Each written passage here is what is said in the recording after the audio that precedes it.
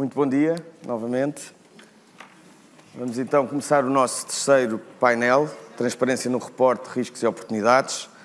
Comigo tenho o Alexandre Mota Pinto, que é sócio da Uriema Mendes, o Emílio Pinheiro, que é Chairman da EGF, Gisela Pires, que é Head of Sustainability da Corticeira Amorim, e o José Eduardo Martins, que também é sócio da Abreu, e teve também, enfim, é mais conhecido também pelas suas responsabilidades políticas, inclusive na área do ambiente, que é interessante, já foi há uns anos, mas já falaremos disso. Mas destacar estes nomes e, sobretudo, a complementariedade deste painel, é um painel transversal também, que é sempre uma boa oportunidade. Temos aqui duas empresas em concreto, temos também representantes de dois dos nossos escritórios associados e que connosco hoje organizam esta conferência. Permitam-me isto, eu estou aqui na qualidade de membro da direção do Instituto Português de Corporate Governance, mas sendo também advogado, este é um evento que eu gosto particularmente, porque é o evento em que os nossos colegas, os nossos associados, escritórios de advogados, estão com o Instituto para uma vez mais promover o governance em Portugal neste tema hoje da sustentabilidade. E a nós, neste terceiro painel, coube-nos olhar mais na perspectiva do reporte. E, de facto, reconhecendo a jornada da sustentabilidade que todas as empresas estão a fazer, e nós, como sociedade em geral, estamos a fazer, é óbvio que se nós temos objetivos, se nós colocamos métricas, e há pouco até o Dr. António Pires de Lima falava da importância de se destacar até publicamente os próprios objetivos, no caso falava de governance, da questão da participação e da igualdade de género, é muito importante nós e as empresas comunicarmos, reportarmos aquilo que nós temos que fazer, porque de outra forma não vale a pena termos objetivos e termos métricas que temos que aplicar se depois não formos capazes de as comunicar e de as relatar. Porque senão tudo isto pode ser um castelo de cartas. Tudo muito bonito, tudo muito embelezado, já falaremos dos riscos de greenwashing, mas de facto o reporte e a transparência são absolutamente essenciais para que todo este caminho, toda esta temática que estamos a desenvolver e a aprofundar e a querer prosseguir na nossa sociedade seja efetivamente algo que tenha uma concretização prática. Mas, obviamente, transparência no reporte tem e traz riscos e oportunidades. Nós combinámos aqui, previamente, para tentarmos ser o mais práticos possíveis e que todos possam levar da experiência do nosso painel alguma coisa para os vossos escritórios e para as vossas empresas. Fazemos aqui uma primeira ronda com uma intervenção mais alargada de cada um dos membros e depois duas rondas mais curtas, por forma a que no final possamos também ter tempo para as vossas questões e para as vossas interpelações aos membros do nosso painel. E, portanto, numa primeira ronda, que é aquela onde os nossos oradores vão ter um bocadinho mais de tempo a explanar as suas ideias e perspectivas sobre esta temática, e eu vou seguir também a ordem do painel, que aliás estamos sentados por ela para facilitar nesta primeira ronda, mas de facto, quando pensamos em riscos e oportunidades, Alexandre, e vou começar por ti, que riscos e oportunidades é que nós vemos na temática do reporte, na temática de um reporte transparente, naturalmente, porque só esse reporte transparente é que é credível, é que nos vai permitir evoluir, é que nos vai permitir comparar aquilo que está a acontecer nas empresas. Que riscos e oportunidades é que há, não só, e tu como advogado, vês na preparação do próprio reporte, porque isso em si já traz muitos desafios, mas também na própria adaptação das instituições para serem capazes de produzir este reporte, estes relatos, e também numa perspectiva jurídica para os próprios administradores que um dia subscreverão relatórios de sustentabilidade e darão a conhecer, sob a sua chancela ao mercado, uma determinada realidade, que riscos é que existem aqui e era sobre isso que eu gostava de começar a ouvir. Muito obrigado, Zé. Enfim, quero, antes de mais nada, bom dia a todos e quero, cumprimentar, saudar a direção do IPCG pela organização desta conferência, enfim, sobre um tema muito atual e, de facto, em matéria de reporte ou de relato de sustentabilidade, o tema da atualidade é a diretiva sobre relato de sustentabilidade, enfim, que estabelece uma obrigação legal, uma obrigação jurídica de as empresas, as grandes empresas para já, mas também se vai estender às pequenas e médias empresas, integrarem no seu relatório de gestão um relatório de sustentabilidade. Portanto, um relatório em que basicamente devem fazer uma descrição do seu modelo de negócio e da sua estratégia empresarial relativa a questões de sustentabilidade, referindo nomeadamente quais a sua resiliência, a sua capacidade de resiliência em relação a riscos derivados de temas de ESG, referindo objetivos calendarizados, com metas claras. Devem também referir quais são as suas políticas e a atividade da administração e da direção em temas de sustentabilidade e devem, enfim, já foi aqui referido várias vezes, devem também descrever, enfim, uma análise basicamente de como a atividade da empresa e da sua cadeia de valor pode ter impactos em matéria de sustentabilidade, portanto, uma análise, digamos que de dentro para fora, mas também uma análise inversa, explicar como é que as questões de sustentabilidade podem constituir um risco para a empresa. E, portanto, eu penso que, face a esta obrigação das empresas descreverem, portanto, reportarem aquilo que fazem em termos de sustentabilidade, os principais riscos que têm em matéria de sustentabilidade, eu penso que a primeira oportunidade que decorre é uma oportunidade, digamos, de alinhamento estratégico das empresas com estas questões de sustentabilidade que são essenciais, enfim, na atual economia global.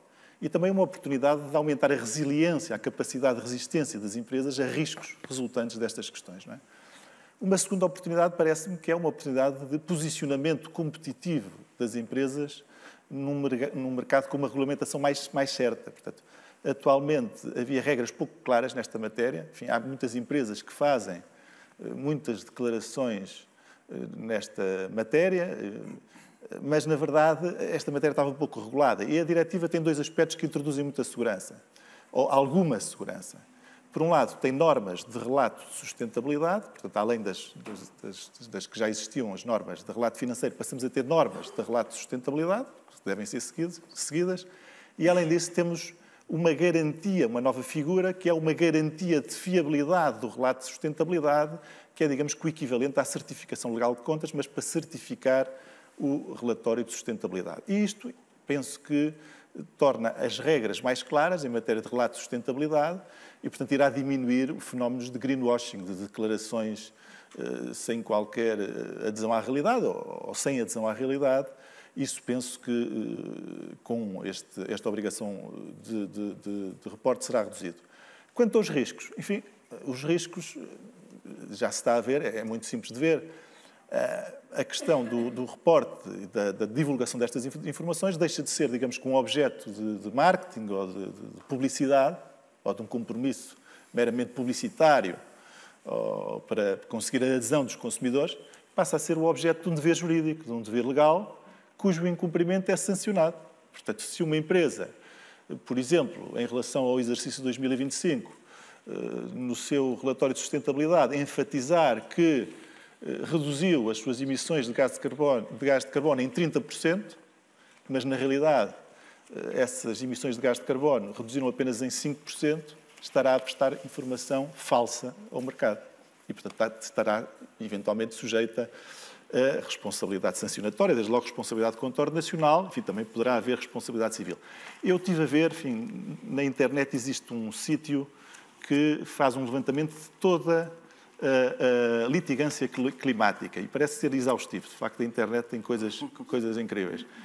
E há muito poucas ações relacionadas com reporte de sustentabilidade falso. O que há é muitas ações de concorrência desleal, de publicidade ilícita, ou seja, de declarações que as empresas fazem que são declarações não verdadeiras. Enfim, houve um caso que está a ser discutido no Tribunal de Barcelona, em Espanha, por exemplo, de uma empresa que produz hambúrgueres vegan, portanto vegetarianos, e que pôs ao lado da Estação Central de Madrid um grande cartaz em que dizia, basicamente, bem, os senhores vêm de comboio para o centro de Madrid para poupar gás de carbono, mas ao almoço vão comer hambúrgueres de carne de vaca e vão, portanto, produz muito mais gás de carbono. Enfim, esta declaração foi vista como não sendo totalmente verdadeira e deu aso a processos. E, portanto, este tipo de processos também podem surgir em relação ao relato de sustentabilidade, enfim, se não for completo, se não for atual e se não for verdadeiro. E, portanto, nesta minha primeira intervenção ficava por aqui. Excelente, excelente. E já há quem diga até, e é interessante, notaste isso, A questão de falarmos, de facto, do relato da sustentabilidade e separarmos um bocadinho aquela até, em termos semânticos, usávamos muito o relato financeiro e o relato não financeiro e começarmos a abandonar essa dicotomia, porque se dizia muito que quando eu falava no relato financeiro parecia que tinha, no fundo, uma coisa certificada, uma coisa que, de facto, era mais rigorosa e depois parecia que era o resto, não é? O resto do mundo, o não financeiro, que podia ser uma coisa menos rigorosa e, de facto, a diretiva ajuda-nos também pela semântica, a colocarmos a importância nas coisas certas. Muito obrigado. Emílio, e na EGF e na sua experiência e na sua perspectiva, que riscos e oportunidades? Muito bem. Bom dia a todos, muito obrigado pelo convite. É um gosto de cá. É um gosto de ver tanta gente que já não via há tanto tempo. A EGF está integrada no grupo Mota-Engil e, portanto, as obrigações de reporte derivam da holding e descem por aí abaixo e vão-me tocar a mim. Eu tenho a responsabilidade da área de ambiente da Mota-Engil, que, números redondos, se resume nos dias de hoje à gestão de resíduos e já lá vamos o que é que isto quer dizer. Eu entrei nesta jornada um bocadinho a medo, para ser sincero. De maneira tive de ter duas inspirações. A primeira inspiração foi a Margarida Couto. Eu pedi à Margarida, com a energia toda que lhe conhecemos, que fizesse uma apresentação à minha equipa e eles saíram de lá completamente dizimados, quer com a alegria, quer com o desafio que tinham pela frente. E, portanto, obrigado, Margarida, cumpriste o teu objetivo. Também estava na sala. Está ali.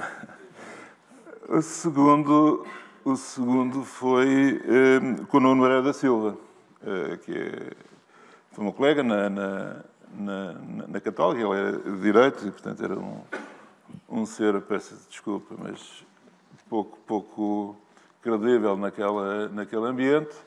Mas depois ele evoluiu e então, numa das nossos encontros de quadros, pedi-lhe ao Nuno: vem cá explicar porque é que isto é bom. Aqui é a minha gente.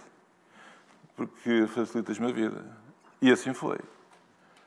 Keynote speaker, aquilo tudo giríssimo, slides para a frente e para trás. E as pessoas conseguiram juntar a obrigação que a Margarida trouxe à necessidade daquilo que o mundo nos apela através da visão do Nuno sobre os temas da sustentabilidade.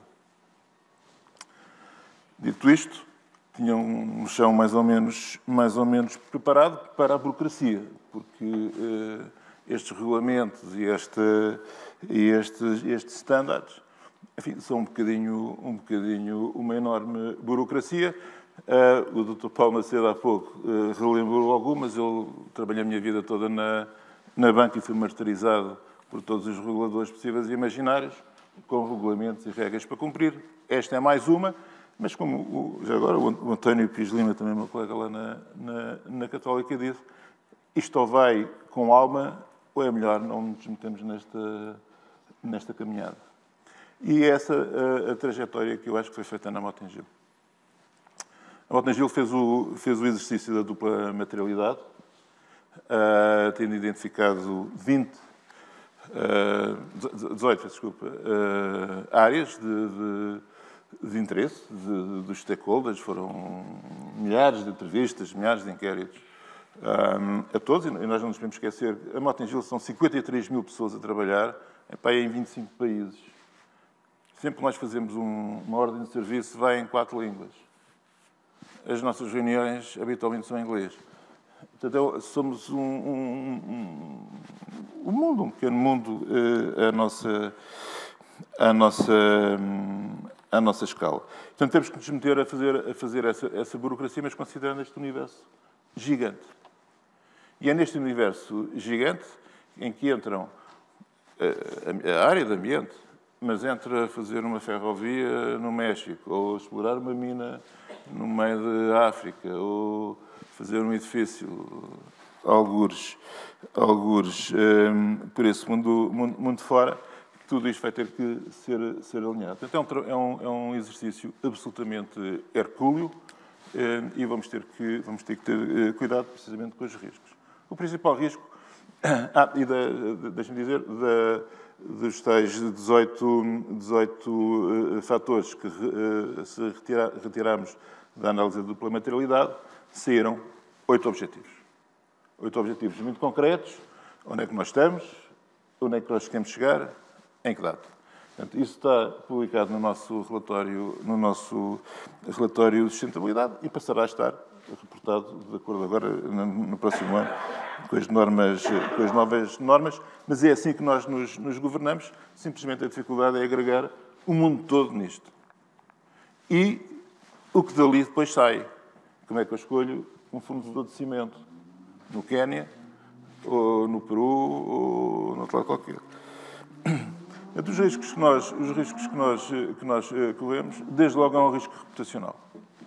E o risco reputacional, basicamente, é o risco de dizer mentiras. Dizemos que queremos ir para um lado e não vamos, e lá se vai a nossa reputação, a nossa capacidade de afirmação. Temos riscos jurídicos e de compliance, que foram aqui amplamente debatidos e irão ser, seguramente, ainda mais com tantos advogados aqui à volta. Mas a cada passo que nós damos, há um jurista, há um advogado, há um parecer que nos alerta, ou que nos impõe uma maneira de ir.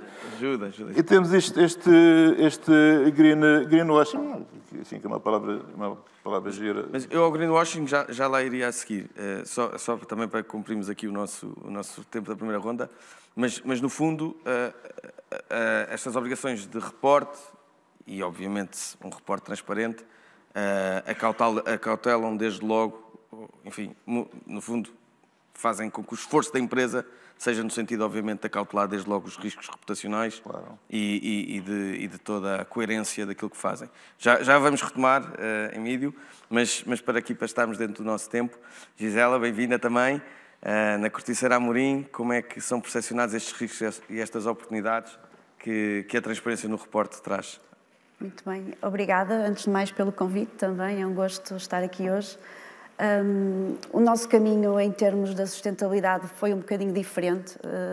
Nós somos o líder mundial na transformação da cortiça, que é um produto natural e um produto muito ligado à nossa economia e a Portugal e aos países do Mediterrâneo. E, portanto, estes temas da sustentabilidade, ainda que não lhes chamássemos sustentabilidade, já eram tratados. A origem da matéria-prima, a promoção do montado, as melhores práticas, tudo isso já eram tratadas. Nós já reportamos informação de sustentabilidade com reportes, utilizando frameworks conhecidos desde 2006. E, portanto, o nosso caminho para esta transição para as novas normas de reporte de informação de sustentabilidade foi um bocadinho de que forma vamos adaptar o que já fazemos para aquilo que temos que fazer. E começava aqui por referir os riscos. Um primeiro risco é a complexidade. E a complexidade não está propriamente no conteúdo da informação. Ela existe, ela está tratada, agora está na quantidade da informação. É efetivamente muita informação. As SRS prevêem cerca de 1000 data points, quer isto dizer pontos de relato, perguntas e respostas. Endereçar 1000 data points com o formato e o contexto que é exigido por uma diretiva que é nova, que é recente, que não temos benchmark, é efetivamente um grande desafio. Claro que a dupla materialidade, vamos reduzir aqui um bocadinho, não serão 1000, com certeza, mas para empresas grandes e complexas, como aqui temos vindo a referir, não vai estar muito longe desses 1000 data points. Depois aqui um outro tópico. Não vai ser nos dados quantitativos que vamos ter grandes dificuldades, principalmente quem já tem algum contexto de relato. Daquilo que nós já pudemos ver, já relatamos com alguma qualidade, ou com muita qualidade, grande parte dos dados quantitativos. Há efetivamente um conjunto de dados qualitativos que são efetivamente diferentes. Em relação aos quantitativos, o que é que mudou? Mudou que agora não vamos reportar só para aquelas organizações que nós consideramos, ou aquelas empresas que nós consideramos dentro da nossa organização como as mais representativas. Não, estamos a falar em termos que reportar para todas que fazem parte daquilo que nós chamamos o perímetro financeiro ou o perímetro que é relatado nos relatórios financeiros. Isto é um desafio, porque tanto temos empresas com alguma maturidade nestas matérias e alguma complexidade nestas matérias, como empresas mais pequenas, com pouca estrutura, onde é mais difícil introduzir estes conceitos. E depois também um outro ponto que me parece importante, que de certa forma nós já endereçamos, mas eu compreendo que há muitas empresas que ainda não faziam, que é os timings. Portanto, nós vamos ter que fazer tudo isto enquadrado nos timings que já se fazia o relato financeiro, o que pode ser um grande desafio para muitas empresas. Nós já o fazíamos na Corticeira Amorim, mas daquilo que eu tenho visto e conversado com outras empresas, acaba por ser um grande desafio para implementar sistemas de report com qualidade, que sejam, de certa forma, possam ser auditadas e transmitidas. E depois a questão de termos que fazer tudo isto num momento em que as regras também estão a mudar e não são claras de partida.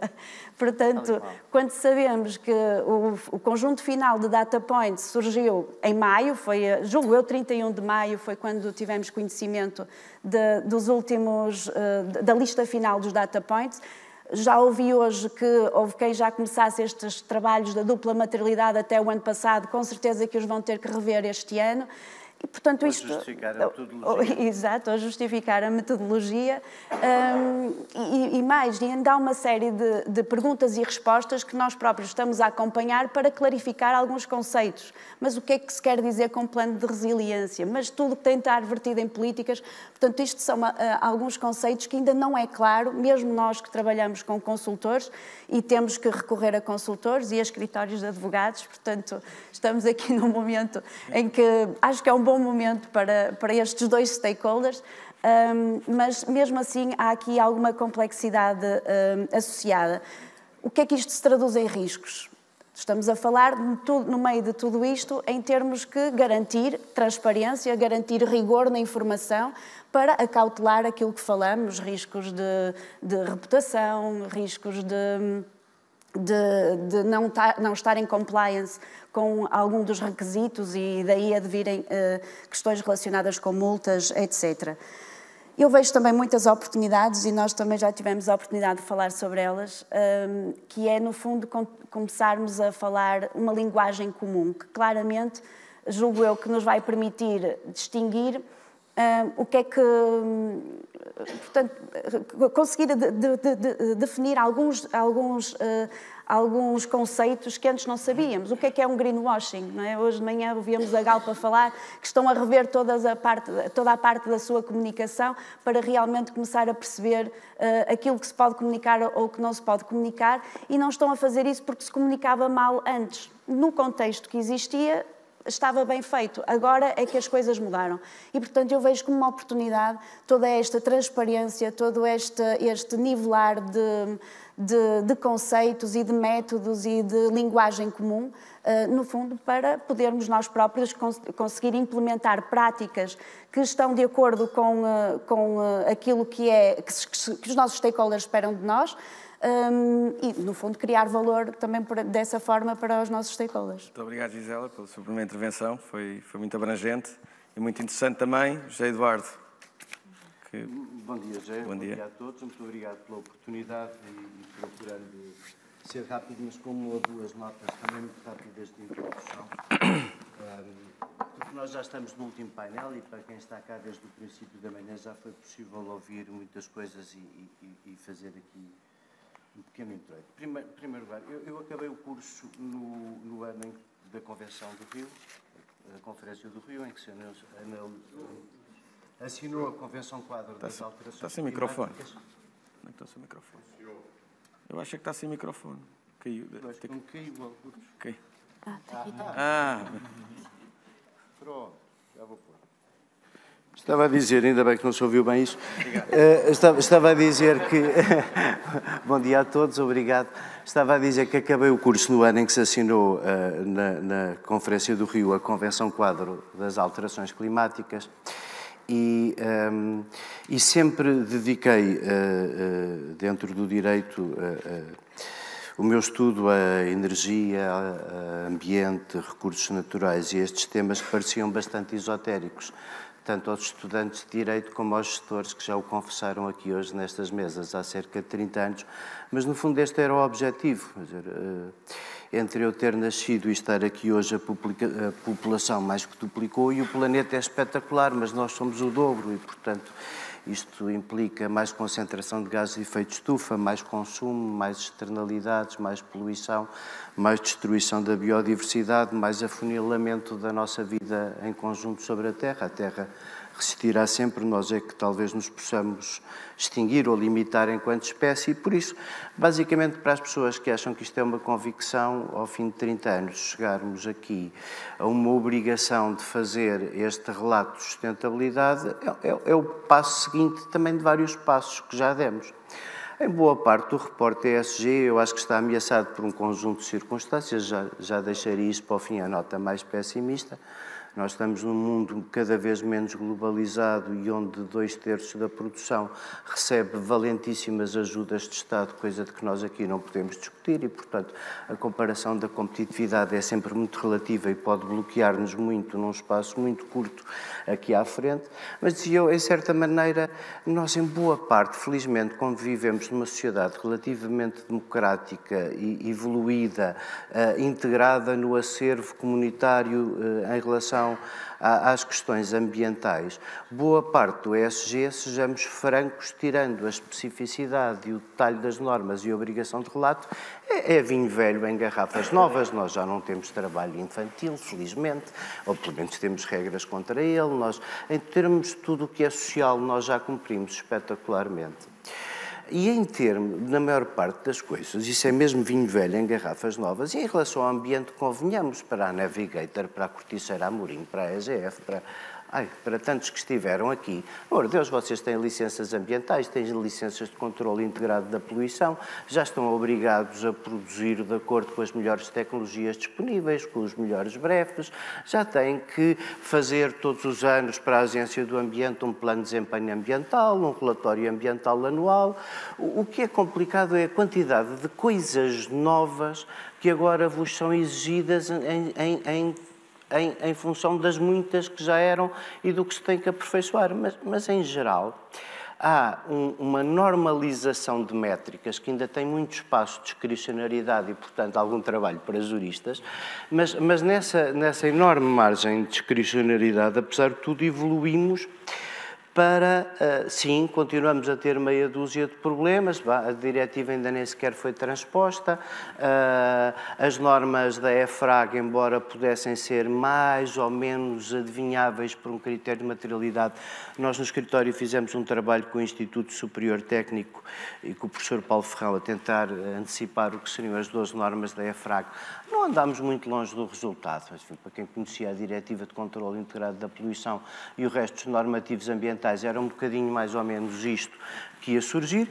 Agora nós temos aqui, e sendo mais específico, em relação à diretiva, à sua transposição e às normas que a complementam, que de resto, em termos de comparabilidade para multinacionais, a ligação às normas GRI do Global Reporting Initiative já nos facilitam bastante a vida, uma coisa que nos começa a acontecer muito a nós advogados, são mesmo empresas multinacionais que até para arrendar um armazém em Portugal querem saber, já agora coisa espetacular, a nossa fatura de eletricidade é ótima para isso, sobretudo no inverno, querem saber o que é que são as energias renováveis no sítio, querem saber como é que é feita a gestão de resíduos, mas nós já somos obrigados a fazer essas coisas todas e boa parte já as fazemos bem. Agora, nós vamos ter normas muito extensas e detalhadas, é como a doutora disse, eu cada vez que pego numa fico aflito, não percebo 2/3, E olha que nem todos os engenheiros à minha beira as percebem na sua integralidade e, portanto, não vai ser exatamente fácil, até porque boa parte do que ali está e do que, no fundo, devia evitar o greenwashing ainda são alguns conceitos ambíguos. E não são só conceitos ambíguos. No que diz respeito a esta novidade da dupla materialidade, a segunda norma do seu relato de sustentabilidade tem que identificar uma metodologia, não é? E essa metodologia também tem alguma latitude. E a latitude dessa metodologia criará um universo, enfim, para quem acredita nas políticas ativas de emprego, nós vamos ter aqui uma nova pleia de consultores e de certificadores e de verificadores que vos vão oferecer serviço. E, em alguns casos, vocês vão ter que os contratar para certificar, não é? Os advogados menos, e os advogados são sempre úteis, mas é sempre uma boa companhia, um bom conselho, uma palavra amiga. Mas estabelecer os critérios de materialidade é boa parte do trabalho da metodologia. E isso, olha, lá está, não é para advogados. Não é? O advogado pode verificar se tu não te afastaste muito da norma, mas pouco mais que isso. A outra é a imensidade de dados novos que vamos ter que gerir. E aqui, quem está fora da diretiva IPPC, é bom pôr as mãos à cabeça, porque vai mesmo ter um departamento da empresa para fazer isto. Depois, outra coisa que evita o greenwashing é ter cuidado a pôr agora...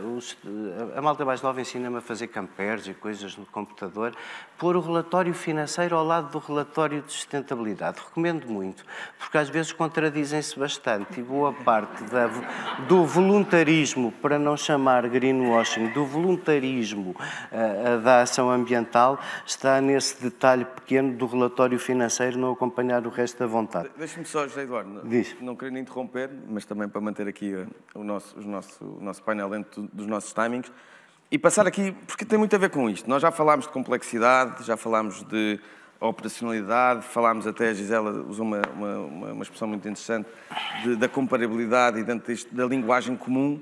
Claro que estamos aqui a falar a um nível que os nossos associados do IPCG, que naturalmente são líderes nos seus mercados, nos seus setores e, portanto, obviamente, muitas das coisas, como o José Eduardo estava a dizer, já aplicam e já existe, mas, na verdade, nós também somos o farol e somos o guia para todo um ecossistema e toda uma economia que queremos também levar para a frente. E, portanto, nisto, já vou ao José Eduardo, aqui perguntar ao Emílio, no fundo, como é que nós podemos, empresas, assessores, até os Estados, porque também há um tema de necessariamente direito internacional e também de comunicação entre os vários blocos económicos no mundo, que ainda há pouco víamos isso no painel anterior.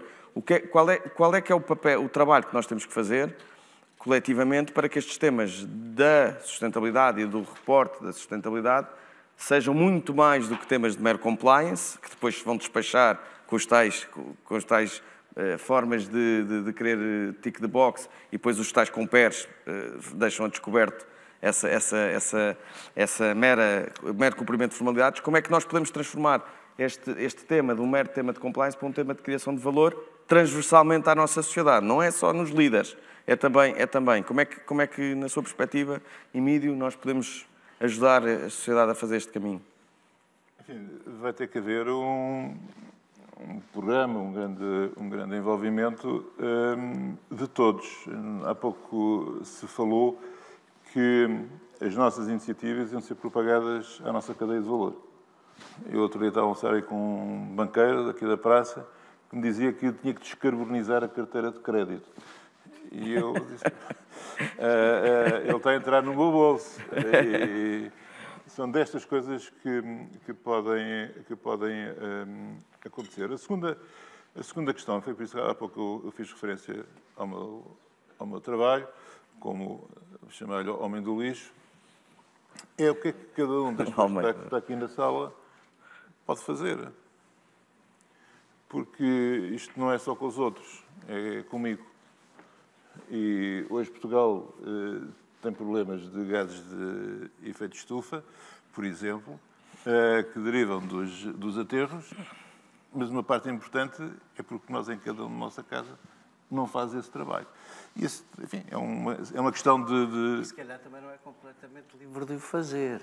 Pois, enfim, há toda uma série de bloqueios, porque enfim, nós somos uma coisa tão pequenina, tão pequenina, tão pequenina, como é que eu posso dizer que é a minha ação que gerou o caos em Valência? Fica difícil de fazer essa ligação. Mas há uma coisa que eu consigo fazer, que é fazer bem as coisas bem feitas. Isso eu consigo fazer. E exige um esforço coletivo. Esse esforço coletivo, tipicamente, é top-down, portanto, há os que mandam e os que vão obedecendo, seja por regulamentos, seja porque, dentro da própria cadeia de valor, vão sendo cada vez mais exigentes com quem lá está, mas também comportamentos individuais, dentro da empresa, dentro da nossa casa, da escola e de tudo mais. Eu penso que tem que haver um envolvimento. Nós temos que acreditar que este movimento, a substância deste movimento de sustentabilidade, seja na área ambiental, seja na área social, obviamente na área de governance, gera valor. Eu tenho uma questão que colocava aqui a toda a gente. Air France, alguém costuma viajar na Air France? Não. Air France, quando nós chegamos lá ao final da escolha do bilhete, diz: o senhor quer pagar mais uns euros para contribuir para combustível verde? Sim. Eu aposto que 99% das pessoas diz que não. E, portanto, as pessoas não estão disponíveis para pagar um bocadinho mais para ter uma resposta sustentável. Nós, na área de recolha aqui em Portugal, apresentamos a uma Câmara Municipal: olha, eu tinha aqui duas soluções, tinha uma solução com caminhões elétricos, tinha aqui uma solução com caminhões de gasóleo. Esta é mais barata, a outra é mais cara. Esta, do ponto de vista de sustentabilidade, tem mais valor, o outro tem menos valor e desprotege o ambiente. Qual é que vai ser a escolha? Sem margem para qualquer dúvida. Mais barato. Pelo mais barato. E, portanto, tem que haver aqui, digamos, várias mudanças a vários níveis. Eu formulei como compliance ou criação de valor, devia também ter colocado o mais barato ou o mais caro, que esse é um critério importante para todos. Eu por acaso gostava de ouvir... É uma questão, digamos, do orçamento. Quanto é que cada um de nós está disposto a pagar para pôr isto de pé e a um ritmo adequado. José Eduardo, obrigado, Emílio. José Eduardo, também na sua experiência profissional, como assessor, sente mais ou que isto tem sido visto mais como um tema de compliance ou, na verdade, há aqui a percepção de que pode estar aqui um instrumento de criação de valor de médio e longo prazo e as pessoas reconhecerem essa importância e esse esforço, apesar dos custos que no imediato são mais altos? Não. O que é que sente? Não sinto nada disso. Sinto que quem já tinha um conjunto de obrigações, sobretudo as ambientais, juntou aqui a oportunidade de fazer relatórios mais consolidados e pensa nisto um bocado como um acrescento quase desnecessário ao que já... Desculpe, eu só estou a ser franco. Às vezes tenho que moderar na franqueza, mas acho que a boa parte das pessoas sente isto como um acrescento necessário àquilo que já faziam efetivamente pela sustentabilidade. Já tinham uma política de sustentabilidade. Já viviam numa cadeia de fornecimento que, tanto para trás das contas que tinham que prestar, como da necessidade de exportar, já havia um conjunto de exigências. E, portanto, para esses continua a mesma convicção, continua a mesma missão. Enfim, só falamos dois que estamos aqui a olhar, para a Galp, para a Navigator, para a EGF, isso para a Corticeira Amorim já existia antes. Vai continuar a existir, vai se adaptar a uma nova forma de relato. Mas houve alterações positivas, até Não creio que até agora tenha arrastado grande mudança, não. Acho que as pessoas estão essencialmente a ver isto como um tema burocrático, mais compliance, e tenho pena, porque a nota que eu queria fazer há bocado é esta: nós estamos todos aqui a dizer que isto ou vai com alma ou não vale a pena. Foi o que disse o António Pires de Lima, foi o que disse o Emílio: ou vai com alma ou não vai com a pena. Ou estamos convictos que isto é importante, que faz alguma coisa para a mudança, ou não vale a pena e não valerá a pena, porque as outras pressões estarão aí muito depressa. Vou dar um exemplo. Eu a semana passada, tenho uns clientes que estão na corrida para o eólico offshore e a corrida é boa parte uma corrida pelas componentes e foram a Xangai ver umas fábricas de componentes de torres eólicas. E havia um senhor que tinha feito uma fábrica e eles perguntaram quem são os clientes. Disse, não tenho clientes. Então fez uma fábrica sem ter clientes. Então, olha, se me mandaram fazer uma fábrica é porque eu vou ter clientes. A China só em 2021... A China só em 2021, com ajudas de Estado, instalou 18 gigabytes, que nós pretendemos fazer 2 até 2030 e nunca faremos. A China instalou 18 num ano. E, portanto, quando no fim do dia estivermos a falar de competitividade, estamos a falar de competitividade sem regras e, portanto, ou há muita convicção para cumprir estas regras e a necessidade de o fazer, e isto é mesmo alguma coisa que vem de dentro com uma obrigação ética, quase moral, de o fazer em nome das gerações futuras, ou então brevemente nós brevemente estaremos com dois problemas, é que o liberalismo evoluiu para um neoliberalismo que avolumou as desigualdades e para um hiperliberalismo identitário que deixou as pessoas doidas sem resolverem o primeiro problema. Na soma dos dois, eu acho que nós caminhamos para um confronto a muito curto prazo que tenho muito receio do que vai fazer sobre todas estas nossas boas intenções, mas isso são outros 500. Muito obrigado. Gisela, na verdade, e falámos antes um bocadinho, a Gisela já estava há 20 anos, creio, na Corticeira Amorim, quando partilhou isso connosco, e a verdade é que recentemente é que, no fundo, houve uma alteração, uma modificação da própria estrutura da organização da empresa e a Gisela hoje é Head of Sustainability. Isso, obviamente, eu creio que tem que ver também com o impacto da evolução da própria legislação e do próprio sentimento que há aqui que esta temática tem que ser colocada mais no centro do foco estratégico. O que é que nos partilha, no fundo, sobre isso, na sua perspectiva, que vem deste caminho? Mas o que é que pode partilhar aqui connosco sobre o que é que tem feito para que, de facto, seja central na vossa instituição? Efetivamente, a sustentabilidade também já esteve ligada a áreas mais de comunicação e de... Ouvimos há pouco o CTT, sim, o caso do CTT. Já há muito tempo que isso não acontece e também estamos integrados dentro da Direção-Geral Financeira, o meu background é financeiro e, portanto, também há aqui uma transição para perceber que realmente precisamos trazer um bocadinho outras áreas para a sustentabilidade, que não seja só o ambiente, porque a sustentabilidade não é só o ambiente, ou não são só as pessoas, ou não é só o governance, no fundo, é juntar todos estes mais a componente económica e tentar fazer com que tudo faça sentido e que esteja alinhado, para não haver aquilo que se comentava há pouco, de compara-se o relatório financeiro e o relatório de sustentabilidade e parece que não batem certo. A verdade é que a própria legislação está a caminhar para que haja, que no fundo consigam bater certo e, portanto, que haja algumas remissões do relatório de sustentabilidade para o financeiro e do financeiro para o da sustentabilidade. Em relação ao tema, só queria comentar aqui um tema que falamos há pouco das companhias de aviação, de termos produtos com emissões de carbono, outros que não têm emissões e a questão de pagar.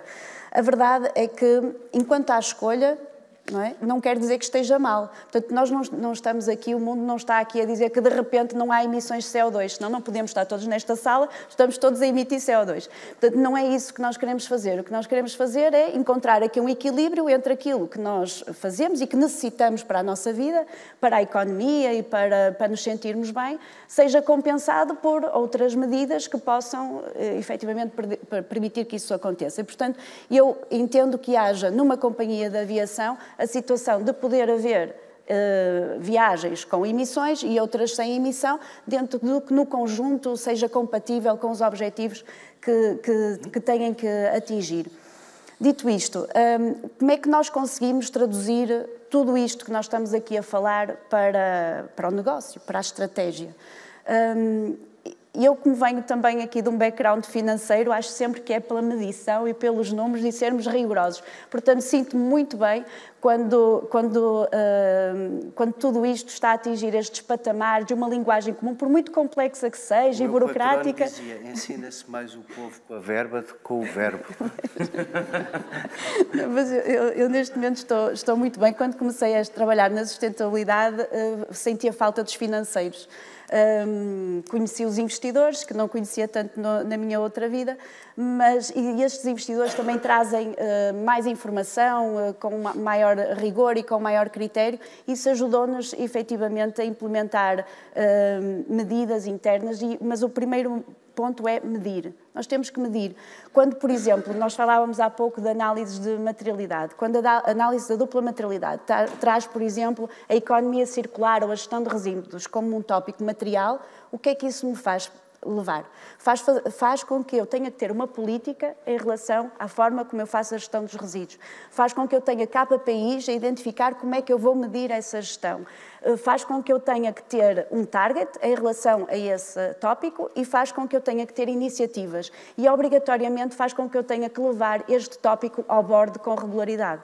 Isto muda tudo. Quantos daqui vemos tópicos como resíduos a irem ao board como um tema importante?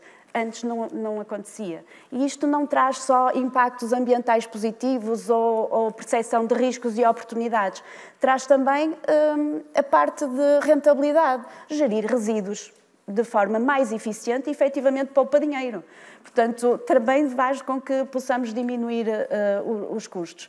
E, portanto, eu penso que é importante medir e começar a levar estes tópicos ao board com regularidade. E só aqui uma ideia muito importante, e também termos objetivos e metas que sejam percepcionados por todos na organização, e eu quando digo todos, digo desde o top management ao chão de fábrica, como trazendo valor para aquilo que nós fazemos. E isso faz, só uma ideia, só para terminar, que eu ouvi numa conferência recentemente, é começar a tratar a sustentabilidade como produtividade. E eu acho que aí pode ser... Com ou como? Como. Certo. Pode ser uma forma de alterar. E a ideia é importante também, obviamente, de medir, não é? Diz que quem não mede não gera, e obviamente é essencial para as instituições. Alexandre, aqui também nesta lógica do como é que podemos dar mais riqueza a este tema na perspectiva das organizações e das pessoas que trabalham nas organizações, porque temos agora esta ideia engraçada da sustentabilidade como produtividade, mas também, enfim, ouvimos aqui mais os gestores e o José Eduardo, mas também que responsabilidade que podemos aqui também atribuir, por exemplo, ao legislador que tem produzido estas peças, enfim, legislativas, diretivas, que têm também gerado tantas dúvidas e até pela cadência com que aparecem e interrompem os ciclos de implementação. Que riscos é que vês aqui, designadamente, na perspectiva dos administradores? Pois. Um aspecto que me parece relevante, enfim, que ainda não foi aqui muito referido, é que, de facto, eu acho que o relato de sustentabilidade permite reforçar a identificação dos stakeholders e até dos próprios colaboradores com a empresa. Eu posso dizer isto por experiência própria. O meu escritório, a Uria, tem um relatório de sustentabilidade. E se há momento em que eu gosto, sinto-me bem como sócio do escritório, é quando leio o relatório de sustentabilidade. Portanto, eu penso que isso também é um aspecto que não se deve desvalorizar. Quanto à legislação, a diretiva é, de facto, bastante complexa, porque eu acho que na transposição deve-se fazer uma transposição mínima e aproveitar todos os passos para reduzir a regulamentação, porque a regulamentação é muito grande e é bastante exigente. Mas este caminho é um caminho, de facto, eu inicialmente era um bocado cético em relação a estas questões da ESG, mas este caminho é um caminho, de facto, imparável. Portanto, a corrente é esta e nós podemos ver pelo outro espectro, no fundo, pelo lado da litigância que tem surgido, o que sucederá às empresas se não seguirem este caminho. Sendo que a simples existência de uma ação, a simples existência de um litígio, já é mau para a empresa, porque implica um risco reputacional brutal. E nós temos, a Assunção Cristas referiu há pouco aqui uma ação, enfim, que existiu na Holanda, em que tivemos um tribunal de Haia a condenar a Shell a cumprir um determinado objetivo de emissão de gases de carbono, que era uma coisa impensável. Enfim, com base nessa ação, houve uma ONG que, em Londres, enfim, comprou ações da Shell e pôs também uma ação, não teve sucesso.